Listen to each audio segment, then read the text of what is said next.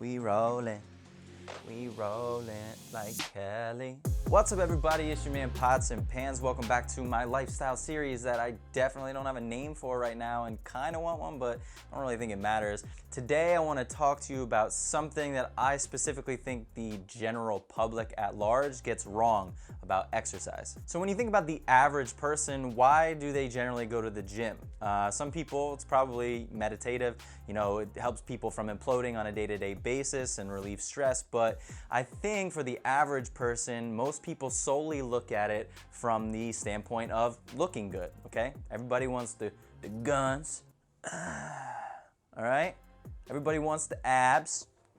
Can y'all see that? It's getting real beefy up in here. I've been putting in the work. Now, there's nothing wrong with that, obviously.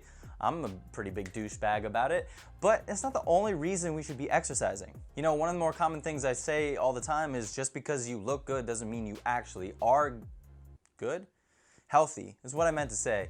Just because you look healthy doesn't mean you are healthy, and it's very true for many people. So going to the gym just to look good is definitely the wrong way to look at it. Exercise is far beyond the physicality of it. You know, it's about feeling better and stronger. It's about feeling mentally better and stronger. And exercise is about prevention in many ways. You know, strength training is really good for increasing your bone density, which depletes as we age. And the stronger that you are, the more stable you are in your joints, it's gonna prevent injury because, you know, you roll an ankle, you can kind of recover. This is kind of something that happens a lot with elderly. And a lot of people don't really think about like how the elderly get sick progressively faster and faster. A lot of times it happens because they fall and they don't have the strength, stability. And then when they fall, they don't have the bone density anymore. So things break, and that's like the first step on a downward slope, really, because you can't go outside, you can't exercise, you're not moving around as much, you know, you're not getting sunlight. There's so many other factors that kind of play into it, but all of those things lead to less good health. Now, this might be jumping to conclusions here, but it's pretty easy to piece things together and see how not being mobile, not being yourself in general can lead to poor eating habits, poor gut health because of that, and then that could lead to depression. I mean, a sedentary lifestyle overall is just catabolic for your muscles, your joints, your bone density, you know, your brain health, and that's what I want to talk to you about today. Most people are thinking about exercise because they want to look good, but people should be thinking about exercise in long-term standards. It's about your brain health. You know, most people don't connect those dots. Most people kind of see illnesses, disease, cancer. They see it pop up and they're like, what happened? That was out of nowhere. But all things take time, okay? It takes a long time to get healthier, and it takes a long time to kind of deteriorate and lose your health as well, and this scenario is something that's plausible. You know, if you find people that are sick and you trace their steps backwards or kind of like reverse engineered that process, you could probably pinpoint a few things or all of the things that they were doing wrong in their lifestyle that eventually led to them becoming sick.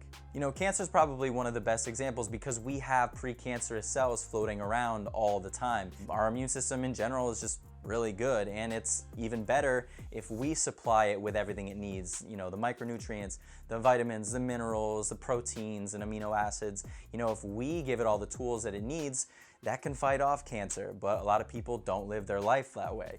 I digress on this. What I want to talk to you about is the brain health. When we exercise, in general, we're going to be putting ourselves through a form of heat stress, and through that, our core body temperature rises, and then a lot of good stuff starts to happen. As a result of this rise in core body temperature, protein damage is mitigated and repair mechanisms are activated, endogenous antioxidant production goes up, and a flood of feel-good brain chemicals called endorphins are produced. Anecdotally, this is that relaxed, stress-free, euphoric type feeling that you generally get after you exercise. It's often referred to as a runner's high. All of this has pretty radical implications and effects on our overall health, but there's one thing that has my attention specifically, and that's called BDNF. So without boring you to death and avoiding you clicking off of this video, I will just get right to the point. I'm not gonna get super sciencey, and I'm just gonna tell you why you want BDNF around. Like if out of the blue BDNF hits you up and it's like, yo dog, can I kick it? You're gonna be like, yes you can. No? BDNF, or brain-derived neurotrophic factor, is something that promotes the growth of new brain cells and also the support of something called neuroplasticity. Neuroplasticity is our brain's ability to reorganize and remodel itself based upon, environmental cues, information, experiences, and all that, all in the process of forming new connections with our brain cells. And if all of that isn't good enough, it's just imperative to deal with stress and avoid depression. I mean, I'm sure if you've ever been sad or depressed and you found the motivation to lace up your shoes, hit the road for a run, or just get to the gym, you get that good sweat going on, you feel incredible afterwards. And there's not just one way to do this. There's been studies showing that aerobic exercise at higher intensities, about 70%, from 20 to 40 minutes can increase BDNF to up to like 30%, I believe, off the top of my head. Don't quote me, I'll put that in the link below. Anyway, feel free to get more granular if you are that type of nitty-gritty science person. Do your own digging. Okay, I'm not a doctor, so please go do the digging, or just get to the gym and feel it yourself.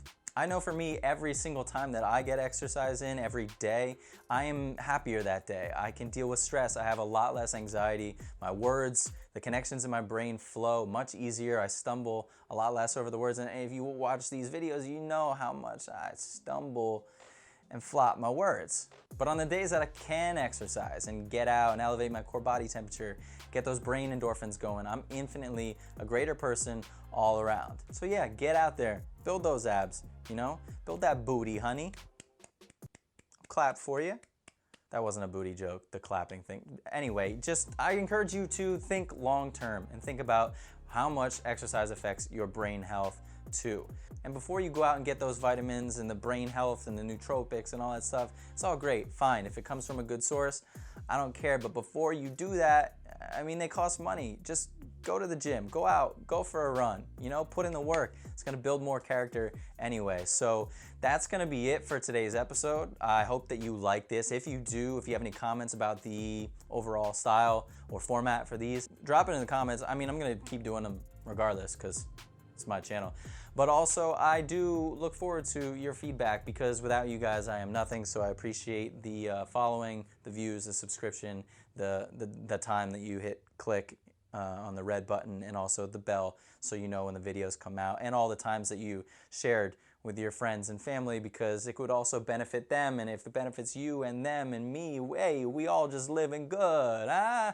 So subscribe if you know it's good for you. Or if you don't, because that's kind of like what I talk about a lot. I got the health, I got the lifestyle, I got a lot more cooking tips on here, and also my Instagram, so follow me there too. And until the next time, thanks guys. Love and peace. Maniokis. Chef out. Peace.